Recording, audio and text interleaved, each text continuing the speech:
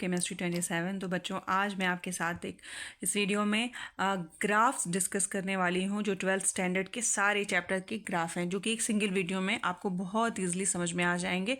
आप इस वीडियो को देखने के बाद अपने पूरे सिलेबस यानी पूरे फिजिकल केमिस्ट्री के सारे ग्राफ्स को अच्छे से पढ़ सकोगे with in 15 to 16 minutes. Okay, तो ये सीबीएसई जो है, सीबीएसई एनसीईआरटी से मैंने आज सारे ग्राफ लिए हुए हैं।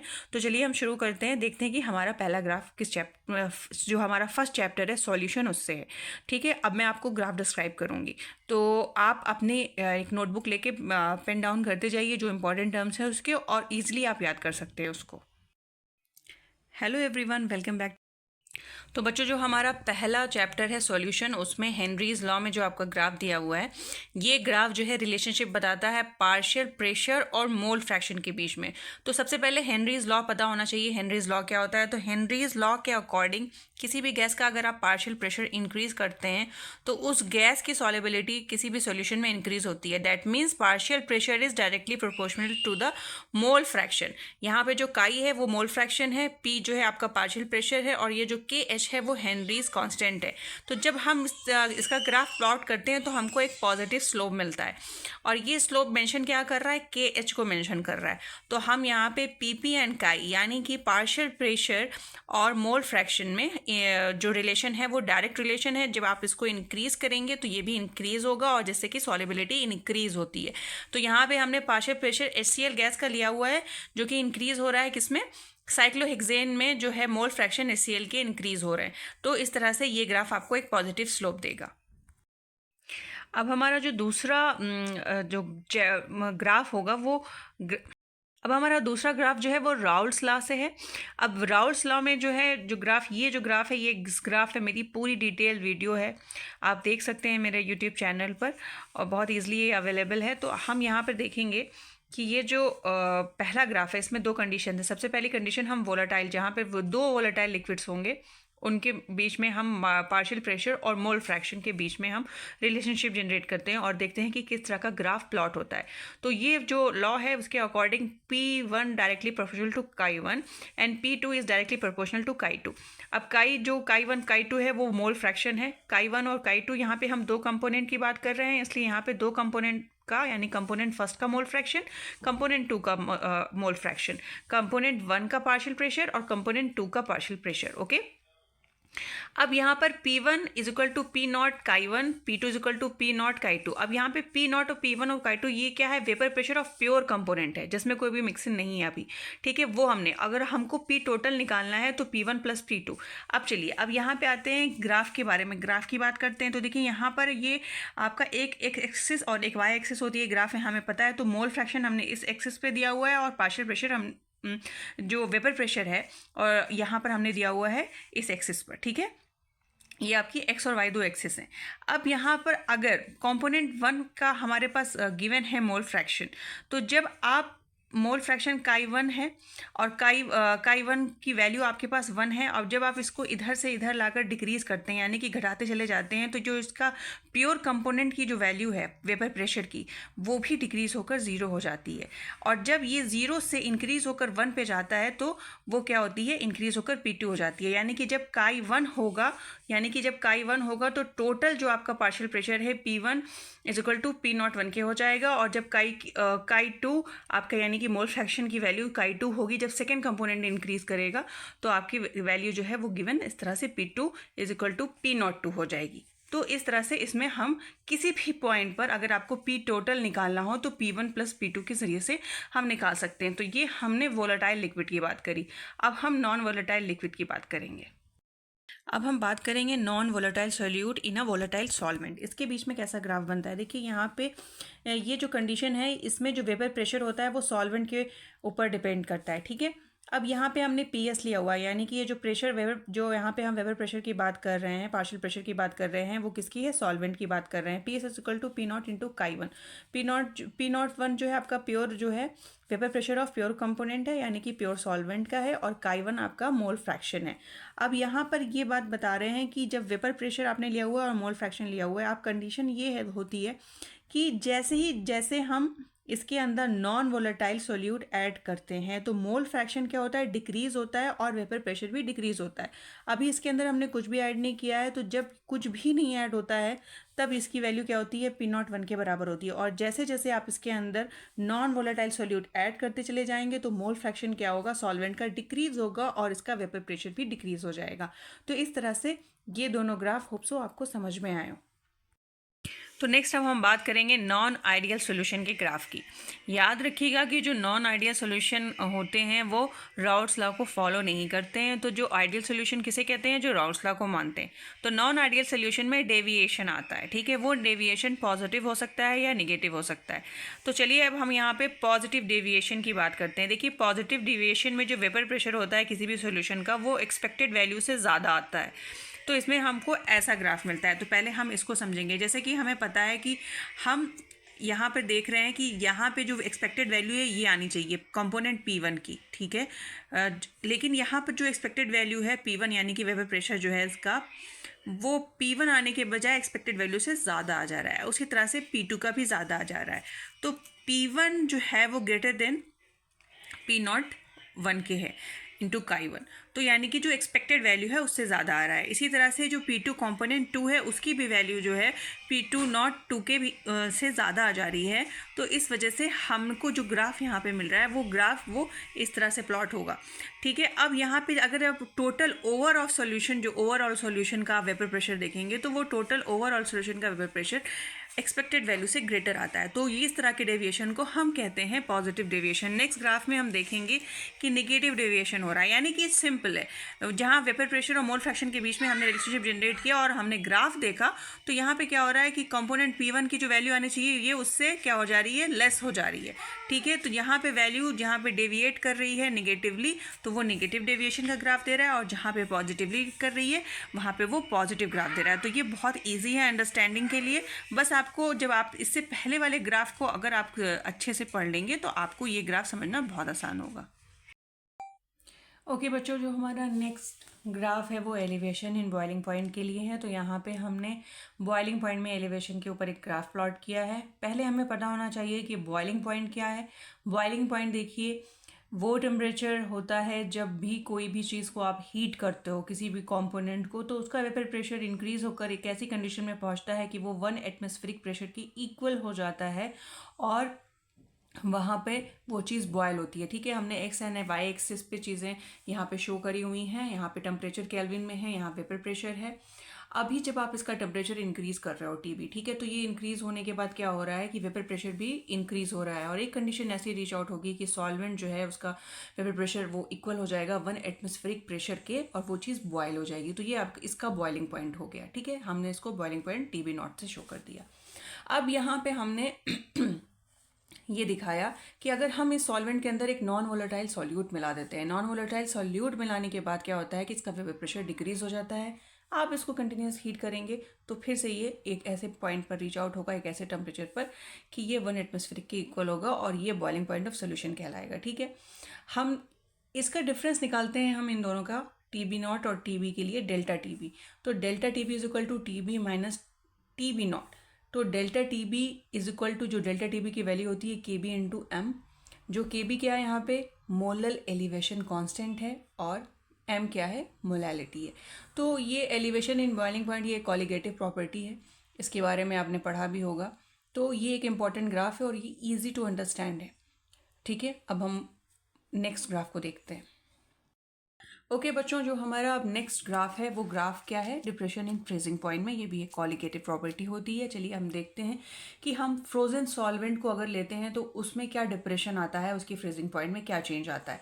तो फ्रोजन सॉल्वेंट हमने यहाँ पे लिया हुआ है, एक्स एक्सिस पे हमने टेम्परेचर लिया हुआ है और हमने वाई एक्सिस पे वेपर प्रेशर लिया हुआ है, ठीक है। तो आप जब इसका टेम्परेचर इंक्रीज कर रहे हो इस फ्रोजन सॉल्वेंट का तो इसका वेपर प्रेशर भी इंक्रीज हो रहा है। अब उसके बाद आपने लिक्विड सॉल्वेंट ले लिया है, ठीक है, लिक्विड सॉल्वेंट ले लिया है। जब आपने लिक्विड सॉल्वेंट लिया है तो जैसे ही आप इसका टेम्परेचर डिक्रीज करेंगे तो इसका वेपर प्रेशर भी डिक्रीज होता है और इसको हम TF0 से शो करते हैं। Got it. फिर अगर अब इसी के अंदर इसी और यहाँ पे आप ये देख रहे हैं कि ये टी एफ नॉट जो मैंने शो किया है कि ये यहाँ पे एक ऐसे पॉइंट पे आके इससे इंटरसेक्ट होता है और इसी पॉइंट पर आकर फ्रीजिंग होना स्टार्ट हो जाती है। तो ये हम टी एफ नॉट से शो कर रहे हैं। अब हम इसी के अंदर नॉन वोलेटाइल सॉल्यूट जब ऐड करेंगे तब यहाँ पे कंडीशन चेंज हो जाएगी, इसका प्रेशर और डिक्रीज हो जाएगा और डिप्रेशन आ जाएगा और फिर से ये एक ऐसे पॉइंट पर आकर इंटरसेक्ट होगा जहाँ पे फ्रीजिंग स्टार्ट होगी, तो इसको हम टी एफ कहते हैं। अब इन दोनों के डिफरेंस को जो हम निकालते हैं वो डेल्टा टी एफ से निकालते हैं और delta T F is equal to T F naught minus T F होता है। डेल्टा टी एफ जो है वो मोलालिटी के डायरेक्टली प्रोपोर्शनल होता है। जब हम प्रोपोर्शनल का साइन हटाते हैं तो के एफ यहाँ पे लगता है, then it is delta T F is equal to K F into molality. Okay बच्चों, तो हमारा जो नेक्स्ट ग्राफ है वो इलेक्ट्रोकेमिस्ट्री से है। इलेक्ट्रोकेमिस्ट्री से जो हमारा ग्राफ है ये हमने कंसंट्रेशन के अंडर रूट और मोलर कंडक्टिविटी के बीच में ग्राफ प्लॉट किया है। तो इसके अंदर हम कंडक्टिविटी देखते हैं इलेक्ट्रोलाइट्स की। इलेक्ट्रोलाइट्स आपके वो जो भी यानी कि कंपाउंड होते हैं जो क्या डिसोशिएट हो जाते हैं आयंस की फॉर्म में और अपने अंदर से कंडक्टिविटी को कंडक्ट करते हैं, that is called electrolyte, means they are turning into ions. Simple सी बात है। अब यहाँ पे हमने दो का जो है यहाँ पे हमने कंडक्टिविटी हमें जज करना है, हमें ये ग्राफ प्लॉट होता है। तो यहाँ पे हमने अंडर रूट कंसंट्रेशन और यहाँ पे हमने जो आपकी वाई एक्सिस है इस पे हमने मोलर कंडक्टिविटी को लिया हुआ है। Molar conductivity lambda M and जो इसकी यूनिट होती है वो siemens centimetre square mole inverse होती है। ठीक है, हमने यहाँ पे दो तरह के इलेक्ट्रोलाइट्स लिए हुए हैं। एक हमने स्ट्रॉन्ग इलेक्ट्रोलाइट लिया है जो कि पोटेशियम क्लोराइड है और हमारा CH3COH जो हमारा एक वीक इलेक्ट्रोलाइट है। ठीक है, अब देखिए जो हमारा स्ट्रॉन्ग इलेक्ट्रोलाइट है वो भाई उसके अंदर कंडक्टिविटी ऑब्वियसली ज़्यादा होगी, उनकी हमेशा कंडक्टिविटी बहुत अच्छी होती है। लेकिन जब आप क्या करते हैं कि इनको डाइल्यूट करते हैं, इनकी कंसंट्रेशन को आप कम करते हैं, इनके अंदर मान लीजिए कि आप पानी मिला के उसको और डाइल्यूट कर दिया आपने, तो इसकी क्या होता है कि और कंडक्टिविटी इंक्रीज़ हो जाती है और एक ऐसे पॉइंट पे मिलती है जिसको हम बोलते हैं लिमिटिंग मोलर कंडक्टिविटी और इसको हम लैम्डा नॉट एम से शो करते हैं। ये हमारी स्ट्रॉन्ग इलेक्ट्रोलाइट की बात हो गई। अब हमारा वीक इलेक्ट्रोलाइट, भाई इनके अंदर आयन तो डिसोशिएशन जो है बहुत ही मतलब मुश्किल से होता है और बहुत कम तरीके से डिसोशिएट होते हैं, प्रॉपरली नहीं होते और कंडक्टिविटी बहुत कम होती है। लेकिन जैसे ही आप इसका डायल्यूशन स्टार्ट करते हैं इसकी कंडक्टिविटी इंक्रीज़ हो जाती है और हमको बिल्कुल यहाँ तक ये ग्राफ जाता है कितनी अच्छे से यहाँ पे इंक्रीज़ हो रही है, क्योंकि जो आपका मोलर कंडक्टिविटी होती है वो मोलर कंडक्टिविटी डायल्यूशन के डायरेक्टली प्रोपोर्शन होती है। जैसे ही आप डायल्यूशन यानी कि कंसंट्रेशन को लो करेंगे, उसको और डाइल्यूट करेंगे, तो आयंस दूर चले जाएंगे, उनको मूव करने के लिए आसानी होगी और वहाँ पे क्या फैक्टर इंक्रीज कर रहा है, आपका मोलर कंडक्टिविटी इंक्रीज कर रही है। ओके बच्चों, तो हम अब बात करेंगे केमिकल काइनेटिक्स के ग्राफ की। तो यहाँ पे मैंने आपको प्रोडक्ट और रिएक्टेंट की कंसंट्रेशन का ग्राफ टाइम के रिस्पेक्ट में बनाया हुआ है। ठीक है, तो पहले हम रिएक्टेंट की कंसंट्रेशन देखेंगे। जब भी रिएक्टेंट प्रोडक्ट में कन्वर्ट होता है तो रिएक्टेंट की कंसंट्रेशन घटती है और प्रोडक्ट की कंसंट्रेशन इंक्रीज होती है। तो रिएक्टेंट यहाँ पे क्या दे रहा है, हमें डाउनवर्ड ग्राफ दे रहा है क्योंकि यहाँ पे रिएक्टेंट की कंसंट्रेशन घट रही है। देखिए ये R0 यहाँ पे मैंने शो किया हुआ है। R0 क्या है, ये एक इनिशियल कंसंट्रेशन है। फिर आफ्टर सर्टेन टाइम जब रिएक्शन हो रहा है, रिएक्टेंट घट रहा है, तो R1 हमने एक पॉइंट मान लिया कि R1 पे यानी T1 टाइम पे उसकी कंसंट्रेशन R1 रही होगी। ठीक है, फिर थोड़ी देर के बाद R2 पे जो है उसकी मतलब हमने T2 टाइम पे R2 कंसंट्रेशन देखी, किसकी, हमने रिएक्टेंट की। तो इन दोनों का जो हम एवरेज निकालेंगे, R एवरेज, चूंकि ये घट रहा है because of that like concentration is getting decrease, so we will use minus. तो final minus initial R2 minus R1 upon T2 minus T1, या फिर हम इसको लिख सकते हैं minus delta R upon delta T। ठीक है, इस तरह से हम इसको फाइंड आउट कर लेंगे। जो हमारा ये क्या है, R एवरेज। अब ये यहाँ पे अगर मान लीजिए कि किसी सर्टेन पॉइंट पर आपको पूछ ले कि यहाँ पे रिएक्टेंट की कंसंट्रेशन क्या होगी, तो हम उसको R इंस्टेंटेनियस बोलते हैं उस इंस्टेंट पॉइंट पर। तो हम यहाँ पे एक टेंजेंट ड्रॉ कर लेते हैं और ये जो टेंजेंट है T और dt और dr के रिस्पेक्ट में हम इसको फाइंड आउट करते हैं। तो minus D R by D T, या फिर इसकी वैल्यू इक्वल होती है माइनस स्लोप के। ठीक है, तो ये हमको आर इंस्टेंटेनियस वैल्यू बता देता है। ठीक है, तो ये जो टेंजेंट है हमें ये बताता है कि हमारी आर इंस्टेंटेनियस यानी कि इस सर्टेन पॉइंट पर हमारा रिएक्टेंट का कंसंट्रेशन क्या होगा। अब हम बात करते हैं यहाँ पे प्रोडक्ट के कंसंट्रेशन की। प्रोडक्ट का कंसंट्रेशन रिएक्टेंट का घटता है तो प्रोडक्ट का कंसंट्रेशन ऑब्वियसली बढ़ेगा। तो यहाँ पे इन्होंने क्या दिखाया हुआ है कि ये ग्राफ अपवर्ड जा रहा है। ठीक है, हमने फिर से यहाँ पे दो कंडीशन देख ली। यहाँ पे अभी कंसंट्रेशन क्या थी, P1, T1 पे इसकी कंसंट्रेशन P1 थी और T2 टाइम पर P2 कंसंट्रेशन थी। इसका एवरेज निकालने के लिए final minus initial P2 minus P1 upon T2 minus T1 या फिर delta P by delta T। फिर इसमें भी अगर आपको इंसिस्टेंस पूछता है, यहाँ पे भी हम टेंजेंट ड्रॉ कर लेंगे और ये क्या हो जाएगा हमारा dP अपॉन dt, यानी कि ये हमारा प्रोडक्ट की कंसंट्रेशन है और ये हमारा टाइम के रिस्पेक्ट में हम इस इंसिस्टेंस पे इस टेंजेंट से फाइंड आउट करेंगे। और कैसे फाइंड आउट करेंगे, dP बाई dt या फिर स्लोप। ठीक है, तो ये इक्वल होता है स्लोप के, R insistence equal to slope, that means dP by dt। तो इस तरह से हम प्रोडक्ट और रिएक्टेंट की concentration respect of time find out कर सकते हैं। अब चलिए बात करते हैं ज़ीरो ऑर्डर रिएक्शन की, जिसकी हमने यहाँ पे इक्वेशन लिखी हुई है इंटीग्रेटेड फॉर्म में, उसको मैंने सिंप्लीफाई कर दिया है। ठीक है, ये कंसंट्रेशन जो है आपकी यहाँ पे दी हुई है, concentration of reactant initial form. ठीक है, उसके बाद जो उसमें चेंज आ रहा है, तो फिर उस तरह से हमने इस इक्वेशन को जब हम लिखेंगे तो R is equal to minus KT plus R0। ठीक है, अभी R0 जो है उसकी इनिशियल कंसंट्रेशन है। अभी यहाँ पर क्या होगा, हमने इसको सिंप्लीफाई कर लिया एक स्ट्रेट लाइन इक्वेशन में, y is equal to mx plus C. अब ये ड्रॉ कैसे होगा ग्राफ, देखिए y एक्सिस पे हमारा क्या आ जाएगा, r आ जाएगा, कंसंट्रेशन ऑफ रिएक्टेंट। ठीक है, और हमारा ये जो x एक्सिस है इस पे हमारा टाइम आ जाएगा और माइनस के जो हमारा डाउनवर्ड स्लोप दिखा रहा है। ठीक है, माइनस के सी, और यहाँ पे जो ये इंटरसेप्ट कर रहा है ये हमारा क्या हो जाएगा, R0 हो जाएगा। तो ये हमारा ग्राफ हो गया order of zero order of reaction.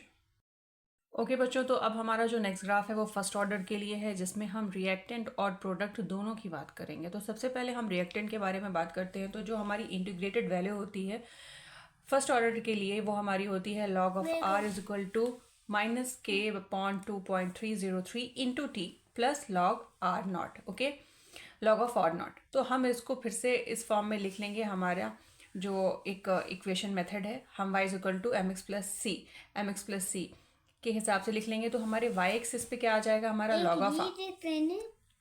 Okay बच्चों, तो जो हमारा नेक्स्ट ग्राफ है वो फर्स्ट ऑर्डर ऑफ रिएक्शन के लिए है, जिसके अंदर हम रिएक्टेंट और प्रोडक्ट दोनों के लिए ग्राफ प्लॉट करेंगे। हमारी जो इंटीग्रेटेड इक्वेशन है log of r for first order, log of r is equal to minus k upon 2.303 into t plus log R0। ठीक है, हम इसको अब कन्वर्ट करेंगे एक स्ट्रेट लाइन इक्वेशन में, y mx प्लस सी। तो हमारा y पे एक्सेस पे क्या आ जाएगा, हमारा लॉग r आ जाएगा और m पे हमारा क्या आ रहा है, स्लोप आ रहा है। ठीक है, x पे हमारा क्या आ जा रहा है, टाइम आ जा रहा है।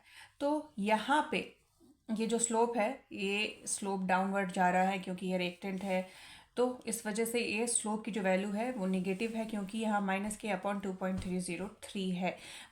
ये अगर निगेटिव में नहीं शो कर रहा है तो आप इसको हम हमेशा अपवर्ड दिखाते हैं। तो यहाँ पे ये डाउनवर्ड है, इसका मतलब ये वैल्यू निगेटिव में आएगी। फिर ये जो पॉइंट है, ये इंटरसेप्ट पॉइंट है, इसकी वैल्यू आपकी क्या है, लॉग R0। ठीक है, अब हम इसी को रीअरेंज करेंगे तो हमें एक इक्वेशन मिलेगी, log R0 upon R is equal to KT upon 2.303। फिर से हम इसको स्ट्रेट लाइन इक्वेशन में चेंज करेंगे तो y is equal to mx।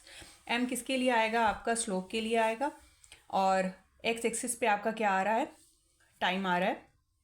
ठीक है, और y एक्सिस पे क्या आ रहा है, log of R0 upon R। ठीक है, और ये एक पॉजिटिव स्लोप है, इसलिए यहाँ पे हमने इसकी पॉजिटिव स्लोप की वैल्यू पॉजिटिव में लिखी है, slope is equal to k by 2.303। तो ये हमारा दोनों ग्राफ प्लॉट हो गया फर्स्ट ऑर्डर ऑफ रिएक्शन के लिए।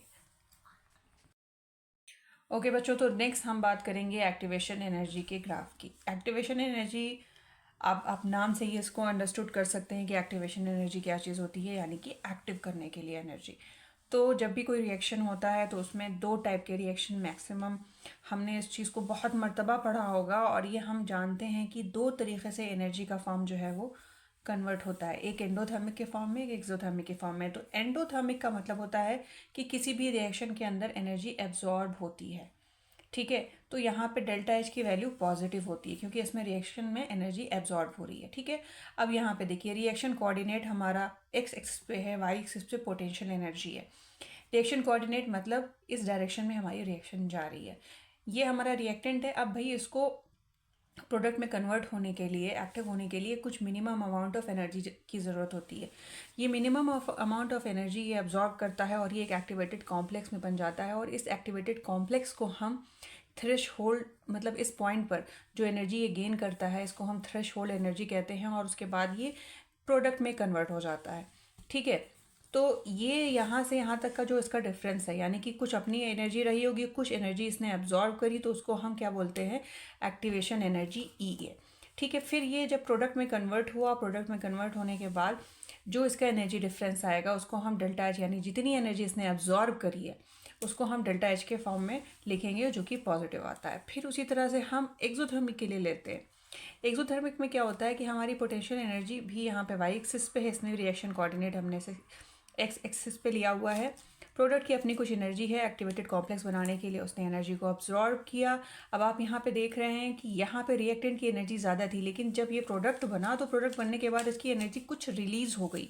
तो यहाँ से यहाँ तक का जो डिफरेंस है वो क्या है, वो एनर्जी जो इसने अब्जॉर्ब करी, minimum amount of energy to activate and form activated complex, that is called activation energy. फिर उसके बाद प्रोडक्ट जब बना तो एनर्जी रिलीज हो गई और उसकी एनर्जी कम हो गई, इसलिए यहाँ पे डेल्टा एच निगेटिव आ गया। So this is activation energy graph for exothermic and endothermic. Okay, next जो हम बात करेंगे ग्राफ की वो मैक्सवेल बोल्ट्जमैन डिस्ट्रीब्यूशन कॉम्प्लेक्स के लिए है। और इसमें देखिए दो ग्राफ प्लॉट हुआ है। इसके अंदर हमने एक्स एक्सिस पे लिया हुआ है फ्रैक्शन ऑफ मॉलिक्यूल, जो हम रिप्रेजेंट करते हैं N E by N T से, और हमने वाई एक्सिस पे काइनेटिक एनर्जी ली। ठीक है, अब ये जो पॉइंट है ये हमारा रिएक्टेंट के लिए है, ये पॉइंट हमारा भी प्रोडक्ट कन्वर्ट हो रहा है। अब यहाँ पे हमें पता होना चाहिए कि एन ई क्या है। एन ई जो है वो number of molecules with energy है और ये टोटल नंबर ऑफ मॉलिक्यूल्स है। जब ये कॉम्प्लेक्स यानी कि रिएक्टेंट जो है बनना स्टार्ट होता है तो ये अपनी एनर्जी एब्जॉर्ब करता है। एब्जॉर्ब करने के बाद यहाँ पे एक मैक्सिमम पॉइंट पे मोस्ट प्रोबेबल काइनेटिक एनर्जी को रीच करता है, फिर ये प्रोडक्ट में कन्वर्ट होता है। तो ये जो यहाँ पे दिख रहा है, यहाँ पे जो नंबर ऑफ मॉलिक्यूल्स है, ये number of molecules maximum number of molecules हैं जिनके अंदर एक्टिवेशन एनर्जी है, और ये कन्वर्ट होंगे सिर्फ प्रोडक्ट के अंदर। ठीक है, अब ये ग्राफ हमारा ऐसे बना हुआ था, लेकिन यहाँ पे एक चेंज है। इसी ग्राफ में हमने एक कंडीशन दी थी कि मान लीजिए टेम्परेचर यहाँ पे जो है चेंज नहीं हमने किया। पहली कंडीशन में टेम्परेचर टी था, N E by N T. ठीक है, फिर हमने उसी रेशियो को लिया जो हमने पिछले वाले ग्राफ में लिया था। तो ये कंडीशन तो देखिए यहाँ पे सेम है, लेकिन जैसे ही आप ये देखेंगे कि जब आपने इसका टेम्परेचर बढ़ाया, टेम्परेचर बढ़ाने के बाद क्या होता है कि जो 10 डिग्री सेल्सियस आपने इंक्रीज़ किया, तो बढ़ाने के बाद ये ग्राफ शिफ्ट हो जाता है, और शिफ्ट होने के बाद जो number of molecule of crossing activation energy हैं वो डबल हो जाते हैं, क्योंकि उनका टेम्परेचर इंक्रीज़ हुआ। टेम्परेचर इंक्रीज़ होने के बाद एनर्जी इंक्रीज़ हुई, इंक्रीज़ होने के बाद नंबर ऑफ मॉलिक्यूल्स क्या होंगे, डबल हो जाएंगे। यानी कि जब भी आप टेम्परेचर इंक्रीज़ करेंगे तो रेट ऑफ रिएक्शन भी आपका इंक्रीज़ हो जाएगा, और वो रिएक्शन काफ़ी स्पीड के साथ होगा। तो इसलिए ये जो ग्राफ बन रहा है ये ग्राफ शिफ्ट हो जाता है। होप सो कि आपको बहुत ईजिली समझ में आ जाना चाहिए, क्योंकि टेम्परेचर एक ऐसा फैक्टर होता है जो किसी भी रिएक्शन को बहुत फास्ट कराने में, क्योंकि हम मॉलिक्यूल को एक्टिवेट करते हैं, एनर्जी देते हैं, वो एनर्जाइज होकर रिएक्ट करते हैं और प्रोडक्ट में कन्वर्ट होते हैं। ओके बच्चों, तो जो हमारा नेक्स्ट ग्राफ है वो अरेनियस इक्वेशन के लिए है। हमें अरेनियस इक्वेशन पता है कि is equal to A E raise to the power minus E A upon R T. Okay, हम इसको अगर नेचुरल लॉग लगा के लिखेंगे तो हम इसे इस फॉर्म में लिख सकते हैं, L N K is equal to minus E A by R T plus L N A ए। अब हम इसको एक स्ट्रेट लाइन इक्वेशन में, क्योंकि हमें ग्राफ प्लॉट करना है इसलिए हम इसको कन्वर्ट करते हैं। तो वाई एक्सिस पे हमारा आ जाएगा एल एन, एंड हमारा जो स्लोप आ रहा है वो क्या है, minus E A by R T. ठीक है, वो हमारा स्लोप है, और जो हमारा इंटरसेप्ट है वो हमारा है एल एन ए। अब ये यहाँ पे माइनस में है, इसलिए ये स्लोप क्या होगा, डाउनवर्ड में जाएगा। ठीक है, अब हमने 1/t जो लिया हुआ है वो हमारा एक्स एक्सिस पे है। ठीक है, ये आप समझ रहे होंगे इससे, यहाँ पे ये हमारा रेसिप्रोकल में है, इसलिए हमने इसको 1/t में लिया हुआ है। ठीक है, अब यहाँ पे हम ये देख रहे हैं कि ये स्लोप डाउनवर्ड है, क्योंकि इसमें इक्वेशन में निगेटिव है। ठीक है, अब हम नेक्स्ट देखते हैं ग्राफ क्या है। ओके तो जो हमारा लास्ट ग्राफ है वो है इफेक्ट ऑफ कैटलिस्ट। कैटलिस्ट क्या है? कैटलिस्ट समझिए एक तरह से एक ऐसे सबस्टेंस है जिसकी डिफिनेशन से ही उसकी पूरी मीनिंग आपको पता चल जाती है कि जब भी आप उसको किसी रिएक्शन में इन्वॉल्व करते हैं वो रिएक्शन के रेट को चेंज कर देते हैं। और यहाँ पे जो है हमने देखा कि जो ग्राफ प्लॉट हो रहा है, देखिए इसके अंदर मैंने दो आपको स्लोप दिखाए हुए हैं। पहला रिएक्टेंट प्रोडक्ट जो है एक नॉर्मल पाथवे से जा रहा है विदाउट कैटलिस्ट। हमने एक्स एक्सिस पे क्या लिया हुआ है? पोटेंशियल एनर्जी, और ये reaction coordinated direction of reaction हमें बता रहा है। तो ये क्या है? नॉर्मल पाथवे से जा रहा है विदाउट कैटलिस्ट, और ये इतना जो यहाँ पे आपको नज़र आ रहा है ये इसकी एक्टिवेशन एनर्जी है, मतलब कि मैक्सिमम एनर्जी जहाँ पे ये मतलब कि होल्ड कर रहा है एक्टिवेटेड फॉर्म में, दैट इज़ थ्रेशोल्ड फॉर्म में, यहाँ पे आपको शो होगी। और ये यहाँ से यहाँ तक जाता है और एक्टिवेशन एनर्जी, ठीक है, ये आपके समझ में आ गया, ये पुरानी बात है। बट अगर हम इसमें कैटलिस्ट इंट्रोड्यूस करते हैं तो कैटलिस्ट इंट्रोड्यूस करने के बाद ये डिफरेंट पाथवे से जल्दी मैक्सिमम रिएक्टेंट को प्रोडक्ट में कन्वर्ट कर देता है। और ये इसके लिए जो इसकी एक्टिवेशन एनर्जी होती है कैटलिस्ट मिलने के बाद, तो वो ये होती है, ठीक है। उसको हम EA- से शो करते हैं। तो विद एंड विदाउट, यहाँ पे आप ये विद के लिए, ये विदाउट के लिए, यानी कि विदाउट में आपका नॉर्मल पाथवे और ये डिफरेंट पाथवे से मैक्सिमम रिएक्टेंट को प्रोडक्ट में कन्वर्ट कर रहा है। तो ये हमारा लास्ट ग्राफ है। होप्स हो कि ये आपके लिए हेल्पफुल हो और आप जो है इससे बहुत आसानी से पूरा टोटल 12th स्टैंडर्ड का ग्राफ जो है वो रिपीट कर लें। NCERT CBSE के बच्चों के लिए है ये, और आई होप कि मेरी मेहनत आप लोगों के लिए हेल्पफुल हो। और stay tuned for next video. Thanks for watching.